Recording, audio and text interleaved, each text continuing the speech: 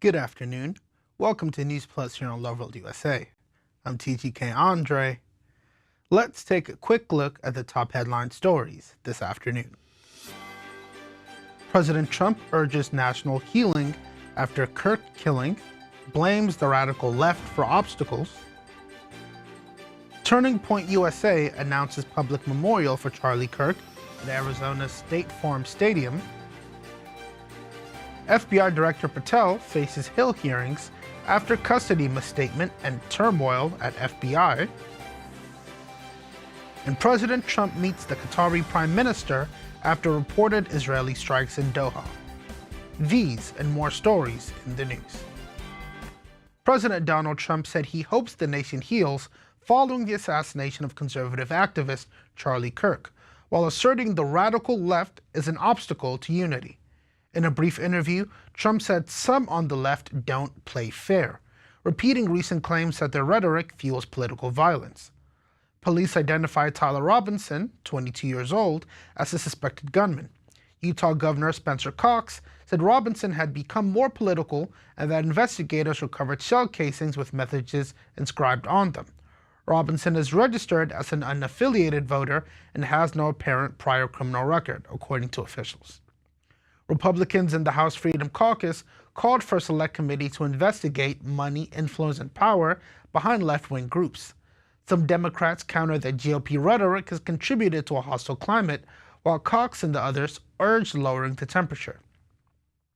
Trump also criticized Democratic donor George Soros and said his administration would pursue RICO charges. The Open Society Foundation said it does not fund violent protests and condemned threats against its leaders. Watch this. President Donald Trump expressed his hope for national healing following the assassination of conservative activist Charlie Kirk. However, he indicated in an exclusive interview with NBC News on Saturday that a radical left faction poses a challenge to reconciliation. "I'd like to see the nation heal," the president stated in a brief telephone interview. "But we're dealing with a radical left group of extremists, and they don't play fair and never have." The suspect arrested in Kirk's murder is Tyler Robinson, a 22-year-old from Utah. He is accused of shooting the conservative activist during a speaking event on Wednesday at Utah Valley University. Public records indicate that Robinson's last voter registration was on July 13, 2021, with no political party affiliation. Officials reported that Robinson had only recently shown interest in politics. A relative mentioned that he criticized Kirk during a dinner before the Utah Valley University event. Investigators discovered bullet casings left by Robinson, etched with references to fascism, internet memes, and video games. He is now facing charges of aggravated murder, felony discharge of a firearm causing serious bodily injury, and obstruction of justice. Authorities are continuing their investigation into Robinson and the shooting. Healing is a very apt term to use. And of course, here at Loveworld USA, we extend our hearts, our hands, our shoulders, and our prayers to the Kirk family and of course everyone at Turning Point USA. Again, make no mistake about it. No matter what the casings say, no matter what it's been painted as, this is an act of senseless violence. You see, there's a difference between the kind of violence, because again, violence can have sense. When countries go to war, there's, there's violence that has a sense to be purported. This is what we consider senseless violence, because the answer to political disagreements, the answer to, political disagreements within the framework of peace. So we're not having somebody who's advocating for the eradication of people. So just to make it clear, again, all war is political. So we can't necessarily call political violence senseless. But again, when you look at war and why people go to war, it's because there's a viewpoint that is so strongly opposed, or there's a viewpoint that's so strongly ideated that it typically tends to call for the eradication or the extreme marginalization of a people to the point where eradication will come somewhere along the line.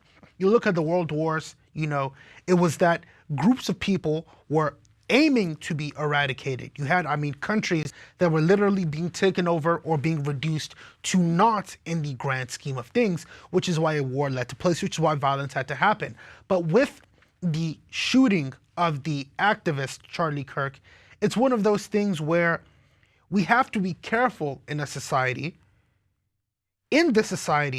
to make sure that debate can be had. And that was one of the beautiful things. And again, people and his detractors can say what they want about the choice of words that he used, about some of the content that he spoke about, but he was open to debate. And in those debates, despite what he said about Judge Ketanji Brown Jackson, about Michelle Obama, we'd seen him debate with African-American women. And not one of those times did he insult them. Did he call them unqualified? Because again, you have to take his statements in context. Did he speak with any racial prejudice against them?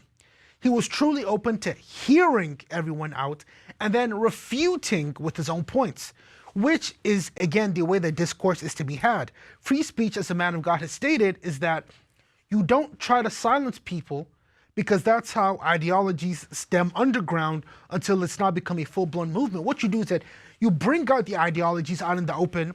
You have your side, bring out as many sides, and you debate them. You bring out your strong reasons in the public court of perception. And then you let the people decide. It's your job to inform them with your strong reasons. And that's what Charlie Kirk did. He was literally there giving a debate. And it's just, again, shameless to see what happened. And truly, like the president said, the nation does need healing. Turning Point USA said a public memorial service for founder Charlie Kirk will be held Sunday, September 21st at State Farm Stadium in Glendale, Arizona.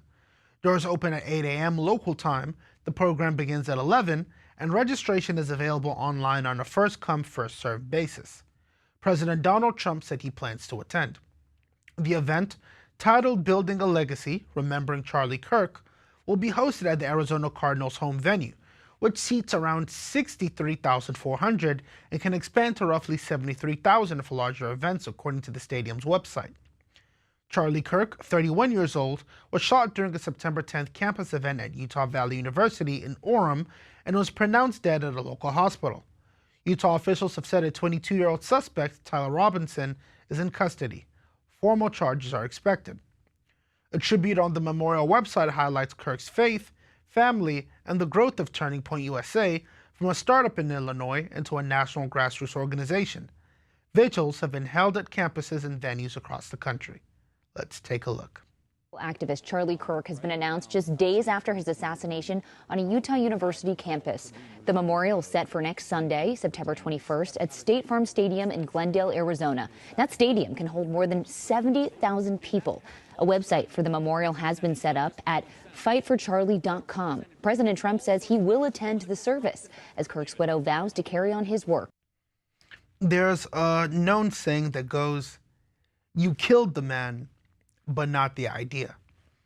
And whether Tyler Robinson knew it or not, he inadvertently made Charlie Kirk a martyr, not just for the conservative cause, but also for a Christian cause. Because the one thing that Charlie Kirk was, if not honest, if not open to conversation, was bold about his faith.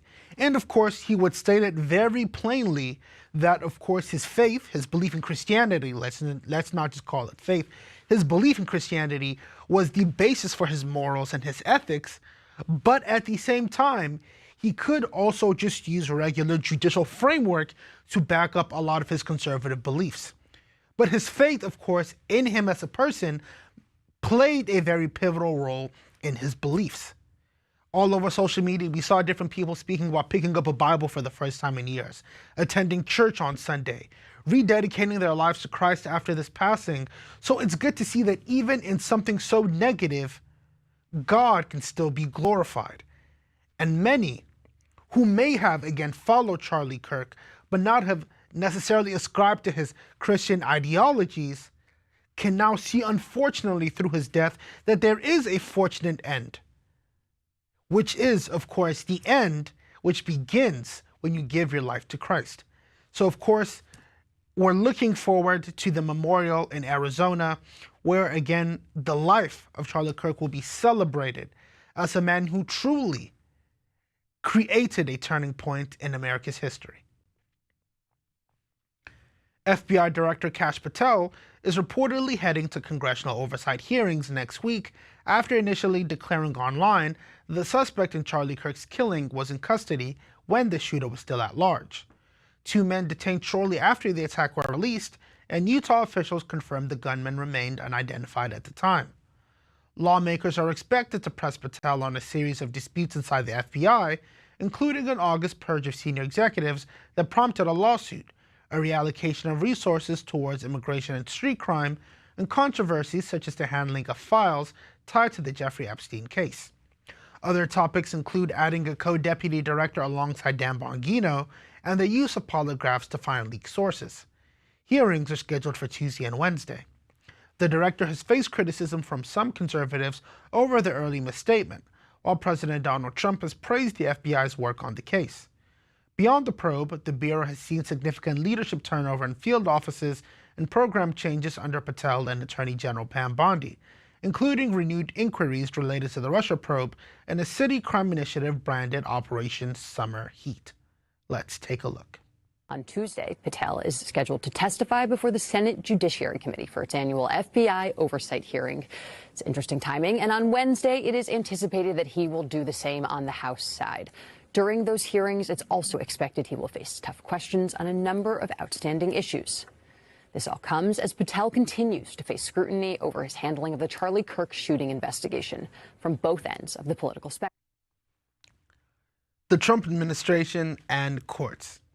At this point, it's 6 and 7. Whether it's courts, whether it's hearings, you can bet, and of course I'm not a betting man, but you can bet that every month within this administration, with the rate that things are going, you will see, if it's not the president himself in court or his attorneys in court, you might have, again, the FBI director. If not the FBI director, the NSA director.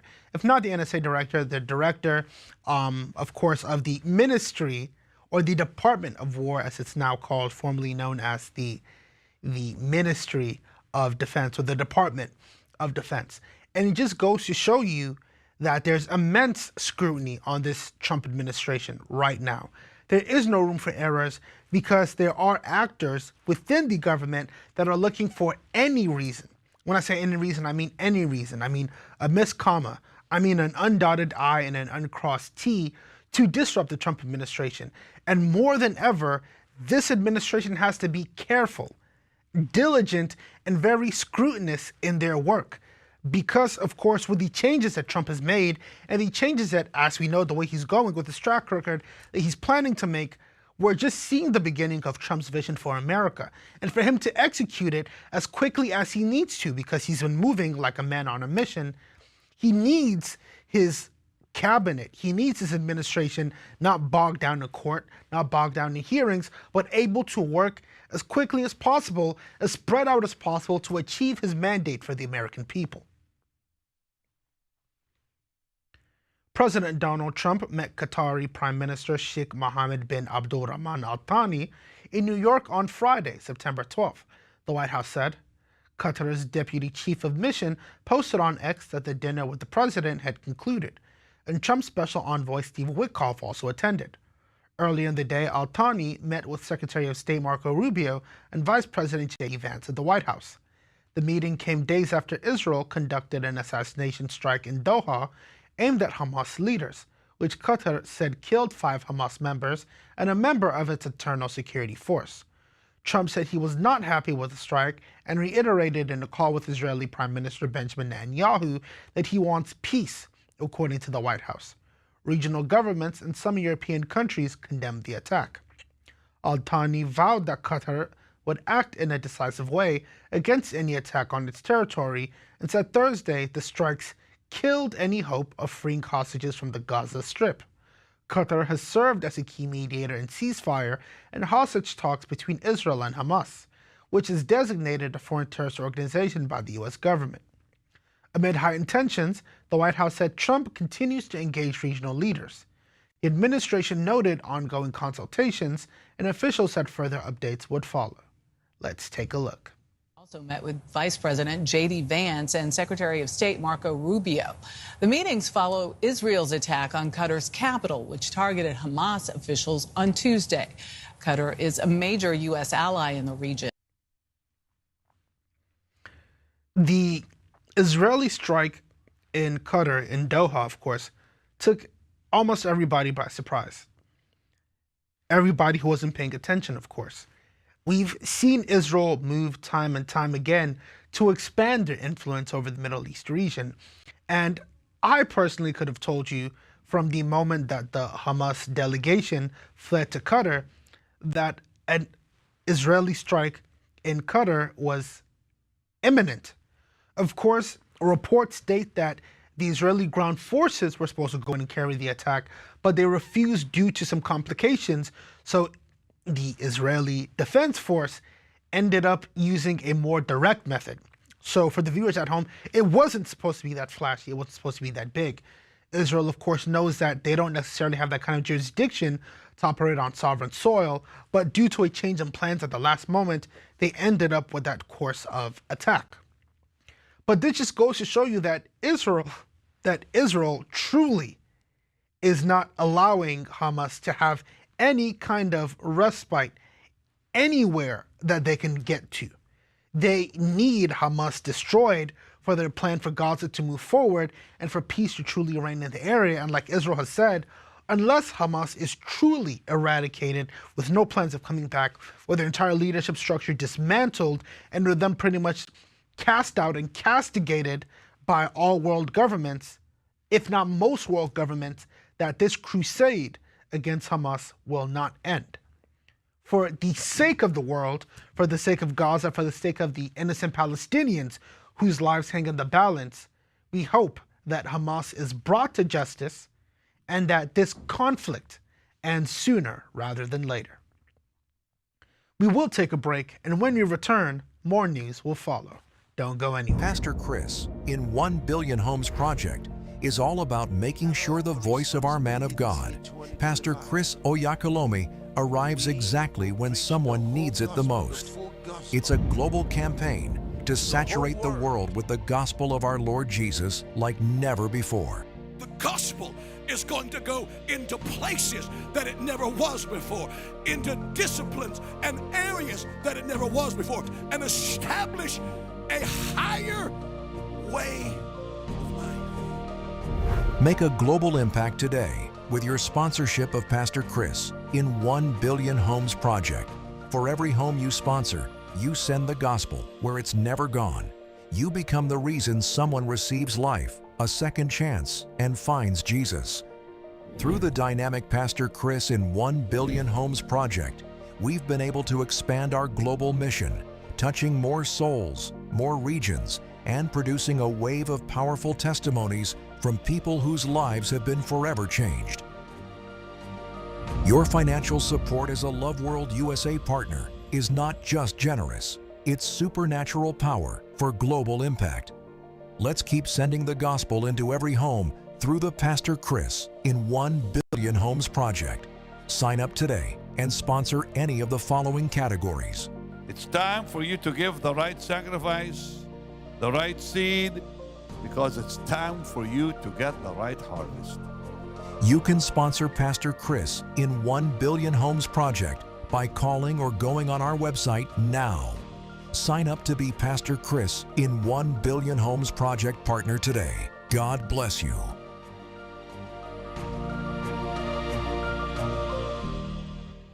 Back.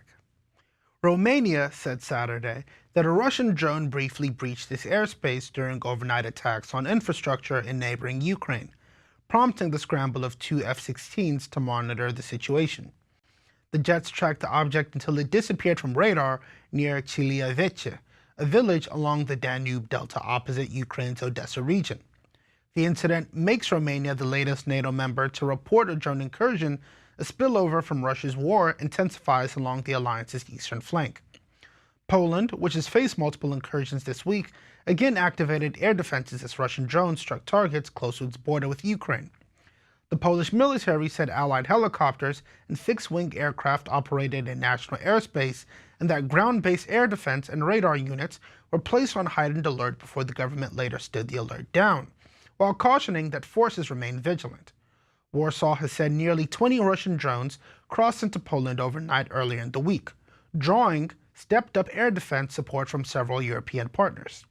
Ukrainian President Volodymyr Zelensky called the pattern of crossings an obvious expansion of the war, urging tougher sanctions on Russia and closer collective air and missile defense among allies. He warned Western governments not to wait for larger barrages of Shahed-type drones and ballistic missiles before making decisions. In Washington, President Donald Trump said he's prepared to enact major sanctions on Russia once all NATO members do the same and halt purchases of Russian oil, linking U.S. action to a unified alliance approach. Inside Russia, regional officials reported a Ukrainian long-range drone strike that caused a fire and minor damage at the Bashnef's large oil refinery on the outskirts of Ufa, roughly 1,400 kilometers from the front. A Ukrainian intelligence source claimed responsibility. Kiev has targeted refineries and fuel depots since early in the full-scale invasion, seeking to strain Russia's war, logistics, and revenue. With drone activity rising around NATO borders and deep inside Russia, Allied capitals face renewed pressure to tighten sanctions, enforcement, accelerate integrated air defense planning, and reduce exposure to Russian energy. Watch this. 2 F-16 fighter jets like these that detected a drone in Romania's airspace. The Romanian Defense Ministry says the jets were patrolling near the border following Russian airstrikes on Ukrainian infrastructure. At 1823, F-16 aircraft detected a drone in national airspace, which they tracked to approximately 20 kilometers southwest of Chileavece, where it disappeared from radar. The drone did not fly over populated areas and did not pose an imminent danger to the safety of the population. It's the second breach of NATO airspace in just a matter of days after Poland said it shot down several Russian drones earlier in the week. In response, the alliance is beefing up its defences with a new operation dubbed Eastern Sentry, which aims to reinforce its eastern border with Belarus, Russia and Ukraine. The US has also vowed to defend every inch of NATO territory. We're seeing some very interesting things happening along the Romanian and Ukrainian border because, of course, as we covered in the story, it's not that Russia's going again deep into Romanian, into Polish space. But of course, as they are bordering on Ukraine, sometimes, to get a drop or surprise on the enemy, the drones have appeared, of course, inside Polish and Romanian airspace to get around, of course, Ukraine's frontal defense. Now, the interesting part is where, again, like we covered yesterday, President Trump says that he wants to impose tighter sanctions on Russia.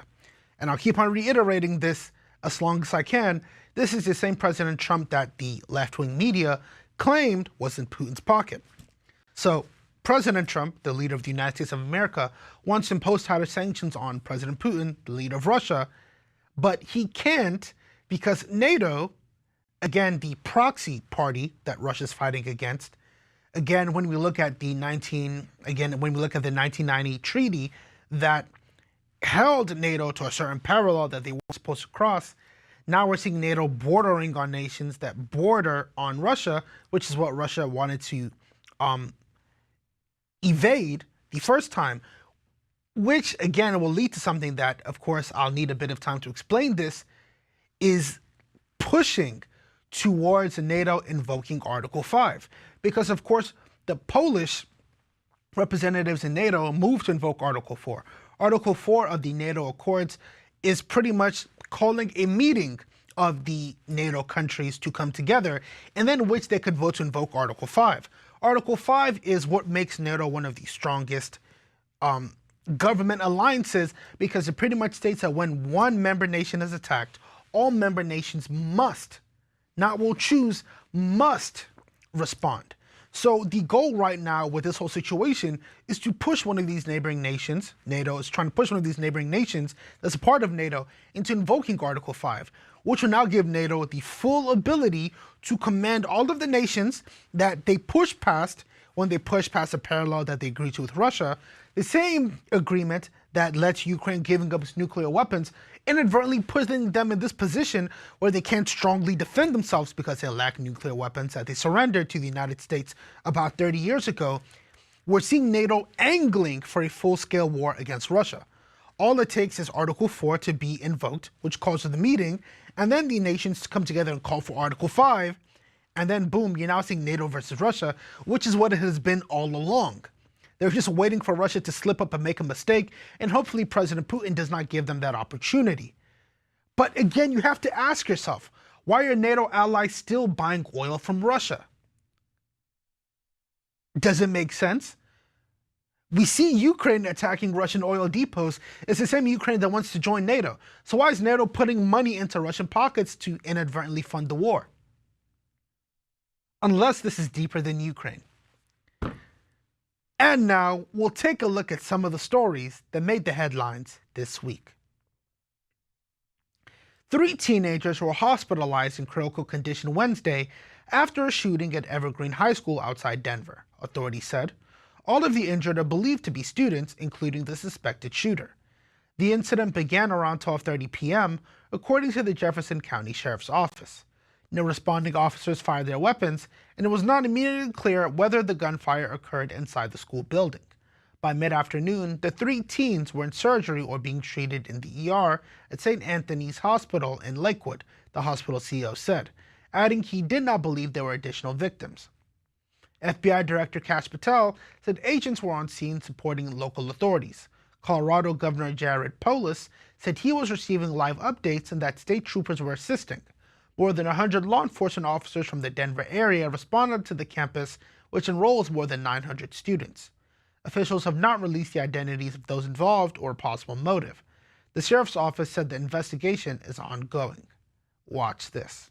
Though at least 3 students are in critical condition after a shooting at Evergreen High School in Jefferson County, the same county where Columbine High School is located. Investigators believe the shooter is among one of those students. The suspect opened fire shortly after noon. Investigators say the school is now clear and secure. They will get warrants for the student's home and locker.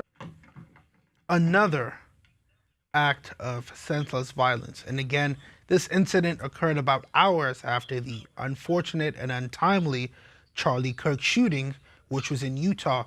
And more than ever, the country needs prayer. And along with prayer, the country also needs to sit down and definitively decide what will happen in the future.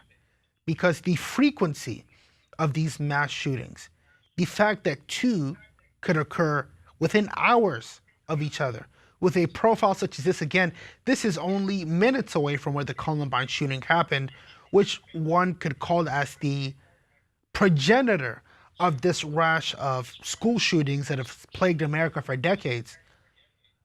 The nation has to sit down and decide, what is the official response to this? Of course, as Charlie Kirk would say, it's not gun control that's the answer.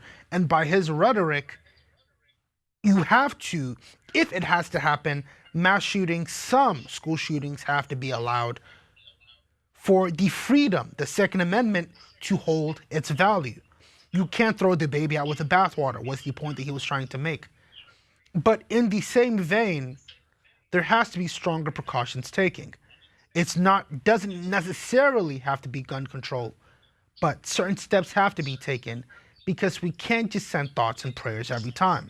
As the Apostle Paul famously and rightly said, those of you who only state that they'll pray for their brother when they can do more are not operating in love.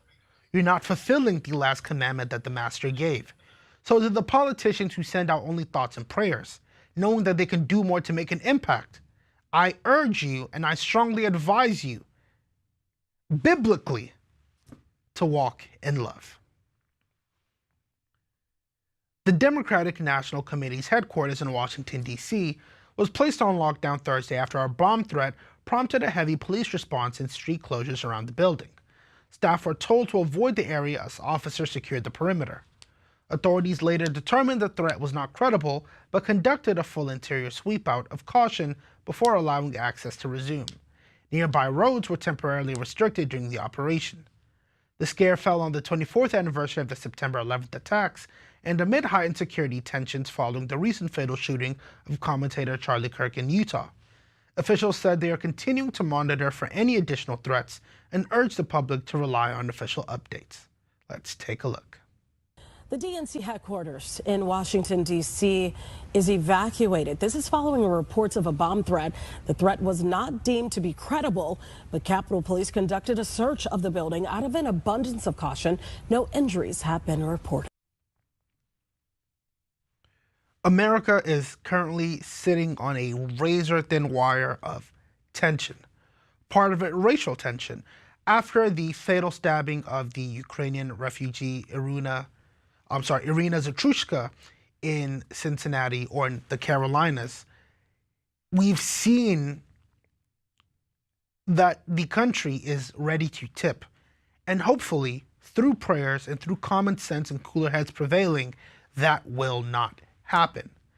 After the shooting of Charlie Kirk, the next day being 9/11, of course, there was a bomb threat to the DNC. There were also 3 threats reported to HBCUs across the country, stating that people were going to go in there and perform mass shootings, which of course caused widespread panic, although those reports were proven to be unsubstantiated. But it points to a clearer message. Americans are tired of indecision. They're tired of being caught in the fray.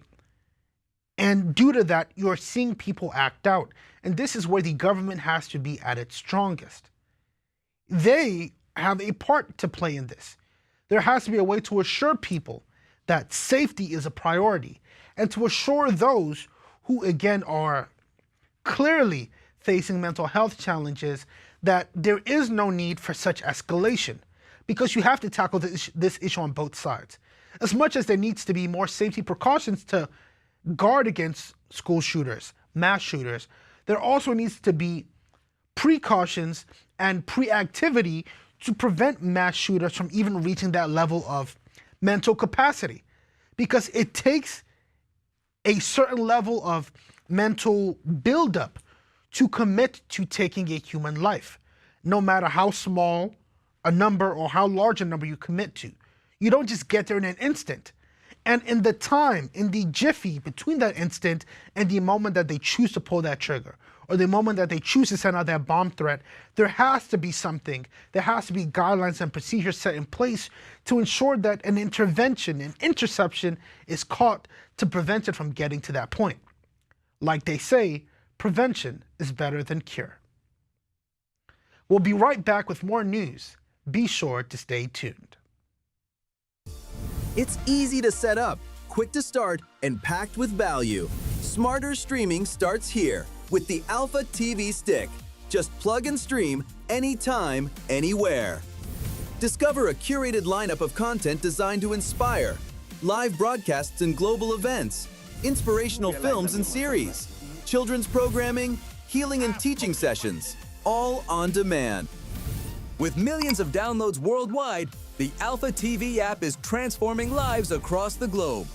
And now, we're on a mission to reach 1 billion downloads of the Alpha TV app, and you can be part of it. Join the global wave with 1 billion Alpha TV app downloads worldwide. Bring the higher life into every home. Order your Alpha TV Stick today and experience smarter streaming. Alpha, the higher life is here. Welcome back. A 22-year-old, Tyler Robinson, has been taken into custody in connection with the fatal shooting of conservative activist Charlie Kirk at Utah Valley University, Utah Governor Spencer Cox announced. Formal charges are expected Tuesday after state booking on counts that include aggravated murder, felony discharge of a firearm, and obstruction of justice. Authorities say Robinson was identified when his father recognized him in FBI images released to the public. After a tense exchange in which Robinson allegedly threatened self-harm, the father contacted a family youth pastor who reached the U.S. Marshals. Marshals secured Robinson until the FBI took him into custody.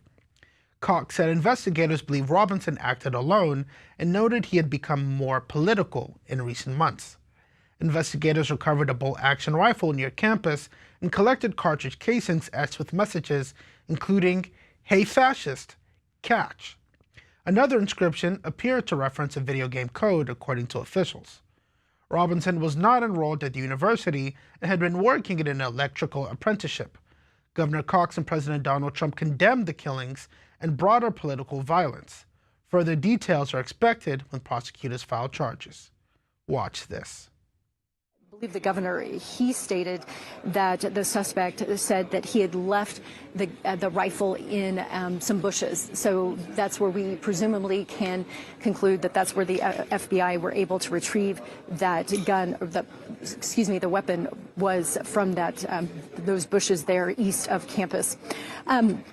We understand, according to this press conference, that Robinson allegedly confessed to a family member, and that's what began this set of events that led to the arrest of Tyler Robinson. We understand he has not been charged, as I mentioned. We are waiting on those charges. The governor explained that those charges are expected to come perhaps by Monday, possibly Tuesday, that we will be waiting on those charging documents. President Donald Trump has announced that Memphis will be the next city to receive a National Guard deployment to combat crime, calling the Tennessee city deeply troubled during a television interview. The move follows his administration's recent use of the Guard in Washington, D.C. The White House framed the action as part of a broader law and order initiative to support local law enforcement in high-crime areas. Officials did not immediately provide details on timing, scope, or command structure, and said coordination with Tennessee authorities is ongoing. If implemented, Memphis would be the third Democratic-run city to see a Guard deployment in recent months. The administration has argued that targeted deployments can stabilize hotspots, backstop police resources, and deter violence. State and local reactions were not immediately available. The governor's office and Memphis officials are expected to outline logistics and public safety guidance once a deployment plan is finalized. Let's take a look. Board member of FedEx who said that crime is so bad here, he can't even walk a block without the company, he said so we're guessing the company, putting him in an armored vehicle to take him just one block with bulletproof glass. That is the message that President Trump says he received from someone who's on the board of FedEx here in Memphis. We're seeing the ice water again. Of course, like I've stated time and time again, the president is pouring ice water on the institutions of the United States of America, whether they be political, whether they be prestigious, whether they be public. If you don't comply in making the United States a safer place, a more peaceful place, you are in for a rude shock. And again, it's the case of children who have been used to lenient parents when they go to grandma's house and they realize that they weren't raised the same way that their parents were raised, and now they're in for the shock of their lives. Of course, the president went back on his word to send the National Guard to Chicago, as of course they did tighten up their police resources.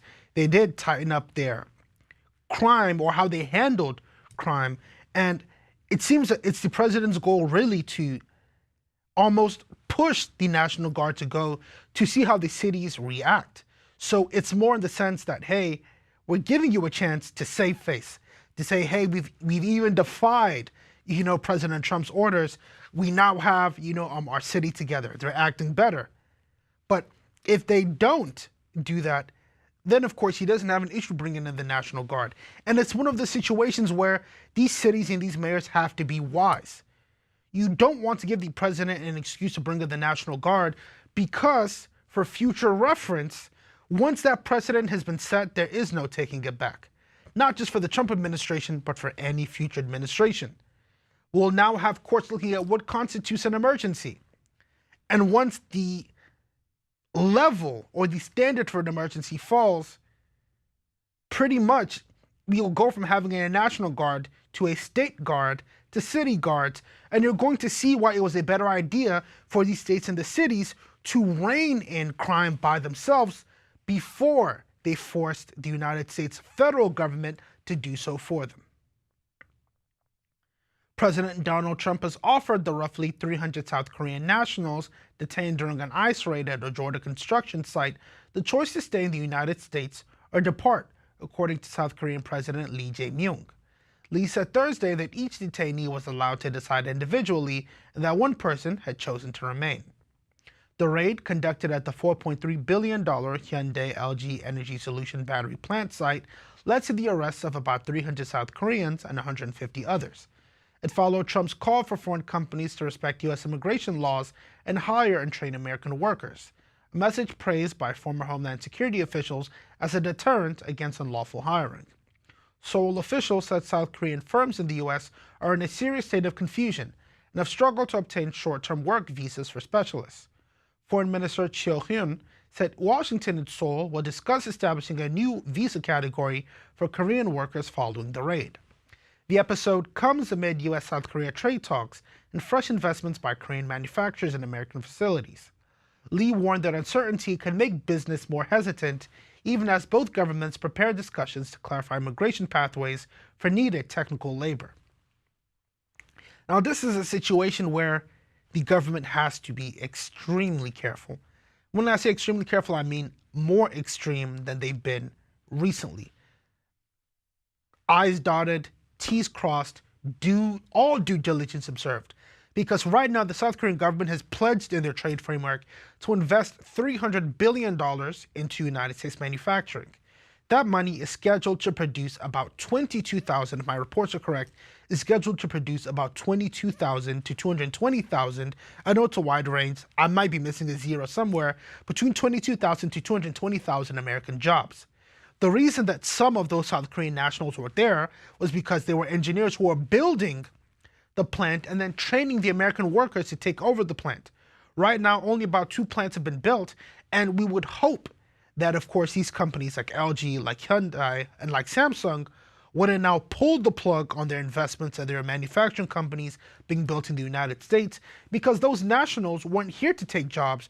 They were here to train those who were going to take their jobs. And the issue was that, again, like we covered in the story, work visas are sometimes difficult. Of course, a lot of their visas were expired, so they weren't here under legal status, but it wasn't an overstay. It was more so of a misunderstanding, which is why now a new visa category for South Korean workers who aren't coming here to work but are coming here to train workers who take over their plants is now being established. So we'll see how that goes. And now let's take a look at the weather update.